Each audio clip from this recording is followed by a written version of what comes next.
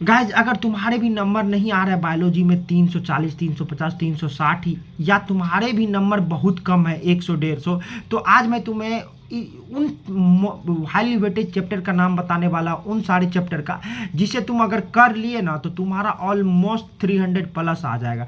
देखो अभी के टाइम में हम हर चीज़ नहीं पढ़ सकते, क्योंकि देखो हर चैप्टर वेटेज नहीं गेन करता। हर चैप्टर से उतने ज़्यादा सवाल नहीं आते जितने उसमें कंटेंट है। जैसे कि तुम बोल ही लोगे कि एनिमल फिजियोलॉजी में जितना ज़्यादा कंटेंट है उतना ज़्यादा सवाल नहीं है, और माइक्रोब्स इन वेलफेयर में जितना कम कंटेंट है उतना ही ज़्यादा सवाल है। तो हम उन चैप्टर को एकदम यह सबसे ज़्यादा प्रायोरिटी में सबसे आगे रखेंगे, तो जिसमें ऑलरेडी ज़्यादा वेटेज हो और कम कंटेंट हो और ज़्यादा नंबर ऑफ क्वेश्चन आए। तो मैं तुम्हें एक चीज़ बता जाता हूँ, लेकिन एक चीज़ और है कि सबसे पहला चैप्टर जो मैं बताऊँगा वो थोड़ा टाइम कंज्यूमिंग है, कंटेंट भी ज़्यादा है, लेकिन वहाँ से सवाल भी बहुत ज़्यादा आता है। इस कारण से अगर तुझे वो सवाल को लगे, उसे 40 से 50 नंबर के सवाल आ जाता है। इस कारण से ये बहुत एकदम मेजर एडवांटेज है, उन दो चैप्टर से 40 से 50 नंबर का सवाल आ जाता है। तो अगर वो टाइम कंज्यूमिंग है तो भी उसे करना है। तो गाइज मैं तुम्हें बता रहा हूँ, सबसे पहली बात 40 से 50 नंबर आ जाता है सिर्फ जेनेटिक्स से। जेनेटिक्स के दोनों चैप्टर, प्रिंसिपल वाला और क्या कहते हैं आज डीएनए वाला, दोनों के यानी मेंडल वाला और डीएनए वाला, इन दोनों को मिला के 40 से 50 नंबर के 10 से 15 सवाल आ ही जाते हैं, यानी 50 से 60 भी आ सकते हैं। तो सबसे पहले तुम्हें जेनेटिक्स करना है। जेनेटिक्स के बाद मैं तुम्हें ऑर्डर में ही ले चलता हूँ, बायोटेक करना है। देखो दो बायोटेक है, प्रिंसिपल एंड प्रोसेसेस वाला और एप्लीकेशन वाला। तो दोनों से इतने ज़्यादा सवाल बनते हैं। अगर जेनेटिक्स से 15 सवाल बन रहे हैं तो बायोटेक से भी 12 सवाल बनेंगे। ऑलमोस्ट तुम्हारे 25 सवाल यहीं से बन जाएंगे सीधा। उसके बाद 4 चैप्टर, अभी 3 चैप्टर ही बाकी है इकोलॉजी में, वहाँ से भी 10 सवाल बन ही जाता है। तो तीसरा सबसे पहले जेनेटिक्स पढ़ो, उसके बाद बायोटेक पढ़ो, उसके बाद इकोलॉजी पढ़ो, एंड देन तुम देखो इस पिछले साल जेनेटिक्स से आए थे 10 से 15 सवाल आ गए थे। देखो अभी मेरे पास ये सिर्फ पीवाईक्यू का सेट है, इसमें सारे ईयर के 2025 तक का पीवाईक्यू है। ये इसमें मैं यहीं से सॉल्व करूंगा पीवाईक्यू 2025 तक का पीवाईक्यू, और मैं सारी चीज़ एनालाइज करके बोल रहा हूँ। तो देखो उसके बाद अगर तुम इकोलॉजी के बाद मूव करोगे तो मैं तुम्हें बोलूँगा 12th से सबसे ज़्यादा क्वेश्चन आता है, सबसे ज़्यादा 12th से क्वेश्चन आता है 60%, 60 से 65%। तो 12 पे तुम्हें ज़्यादा फोकस करना होगा।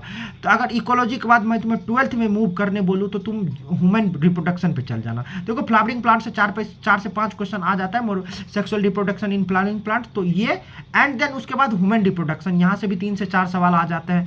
लास्ट ईयर 3 सवाल आए थे। और उसके बाद रिप्रोडक्टिव हेल्थ से भी 2 से 3 सवाल आ सकते हैं। लास्ट ईयर 1 ही सवाल आया था।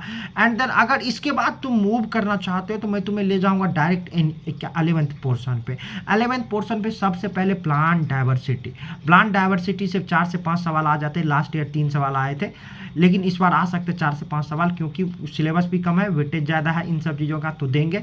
तो प्लांट डाइवर्सिटी, अगर प्लांट डाइवर्सिटी के बाद मैं दूसरी बात करूँ प्लांट डाइवर्सिटी, तो प्लांट फिजियोलॉजी सबसे ज़्यादा। प्लांट फिजियोलॉजी में मैं बात करूँ तो फोटोसिंथेसिस से 3 से 4 सवाल आ जाता है, रिस्पायरेशन से 2 से 3 सवाल आ जाता है। लास्ट ईयर फोटोसिंथेसिस से 2 सवाल आए थे, रिस्पायरेशन से 1 सवाल आए थे, प्लांट ग्रोथ रेगुलेटर से 3 से 4 सवाल आए थे। प्लांट ग्रोथ रेगुलेटर से अलग अलग चीज़ें। तो इन चीज़ों पे फोकस करना जैसे जैसे मैं ऑर्डर में बता रहा हूँ। एंड देन उसके बाद एनिमल फिजियोलॉजी में चलोगे तो देखो यहाँ अगर हम फर्दर लॉन्ग टर्म के लिए देखें तो एनिमल फिजियोलॉजी ही हमें पढ़ना है नीट में, आगे हम एमबीबीएस में। लेकिन अभी के फिलहाल में एनिमल फिजियोलॉजी से कम सवाल आता है। रिस्पायरेशन में कितना ज़्यादा कंटेंट है, कितना ज़्यादा लंबा चैप्टर है, सिर्फ 1 सवाल आता है। अगर सबसे ज़्यादा तुम देखोगे तो याद करने वाला चीज़ रिस्पायरेशन इन एनिमल से ज़्यादा याद करने वाला चीज़ है ब्लड सर्कुलेशन इन एनिमल में, यानी ब्लड वाला चैप्टर, वहाँ से भी 3 ही सवाल आए थे लास्ट ईयर। उसके बाद चलोगे तो एक्सक्रिएशन से 1 सवाल आए थे पिछले बार, वो भी इतना ज़्यादा टफ सवाल था, बना नहीं पाए। मूवमेंट एंड लोकोमोशन से भी 1 सवाल आए थे पिछले साल, इजी था, तुम बना सकते हो।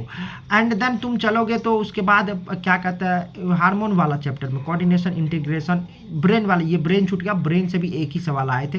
तो ऐसे तुम वेटेज के अनुसार चल सकते हो। एंड देन उसके बाद तुम चलोगे तो हार्मोन वाला chapter chemical coordination and integration, यहाँ से सबसे ज़्यादा पिछले साल सबसे ज़्यादा इस पोर्शन में से यहाँ से 4 सवाल आए थे। अगर इन 4 सवाल ऑलवेज रहता है 2 से 3 सवाल आए, लेकिन लंबा चैप्टर है और लिंक चैप्टर है, बहुत जगह से लिंक है, तो यहाँ से 4 सवाल आता है, तो इसे भी कर लेना। एंड देन उसके बाद चलोगे तो मैं तुम्हें सजेस्ट करूँगा, इसके बाद तुम एक बार morphology in flowering plant and anatomy in flowering plant, इन दोनों को देखोगे तो यहाँ से भी 5 से 6 सवाल आ ही जाते हैं। हर एक साल लगता है कि 3 से 4 सवाल आए, 3 से 4 सवाल यहाँ से आते हैं, लेकिन हर एक साल कभी 2 से 3 भी आ सकता है, इसे भी कर लेना। और सबसे मक्खन वाला चैप्टर मैं तुम्हें बताऊं तो माइक्रोब्स इन वेलफेयर, यानी सबसे हाईली वेटेज, अगर तुम ये मैं बोलना भूल गया था, अगर तुम लोगे तो इसे मैं ऑर्डर रखूँगा, यानी जेनेटिक्स बायोटेक और इकोलॉजी के बाद इसका पहला ही ऑर्डर आएगा माइक्रोब्स इन वेलफेयर। सबसे छोटा चैप्टर है पूरे 11th-12th में, और ऑलमोस्ट मिडिल में 4 से 5 सवाल आ जाते हैं। थोड़ा याद करने वाला है, याद कर लोगे।